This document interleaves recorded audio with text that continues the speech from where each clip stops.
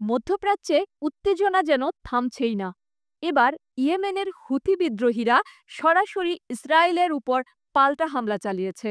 Israeli প্রতিরক্ষা বাহিনী IDF জানিয়েছে ৭ জুলাই ভোরে ইয়েমেন থেকে ২টি ব্যালিস্টিক ক্ষেপণাস্ত্র ছোড়া হয়। তবে সেগুলো ভূপতিত হয়েছে কিনা তা এখনও নিশ্চিত নয়। এই ঘটনার আগেই ইসরায়েল হুতি নিয়ন্ত্রিত ইয়েমেনের হোদেইদা, সালিফ ও হোসেইন এলাকায় একের পর এক বিমান হামলা চালায়। ইয়েমেনের আল মাসিরা টিভি দাবি করেছে ইসরায়েলি ড্রোন ও যুদ্ধবিমান হোদেইদা শহরে ব্যাপক ধ্বংসযজ্ঞ চালিয়েছে। প্রতিশোধে ইয়েমেনের হুথি বাহিনী রোববার বেন গুতিয়ন আন্তর্জাতিক বিমানবন্দরে একটি হাইফোসনিক ক্ষেপণাস্ত্র হামলা চালায় বলে দাবি করে।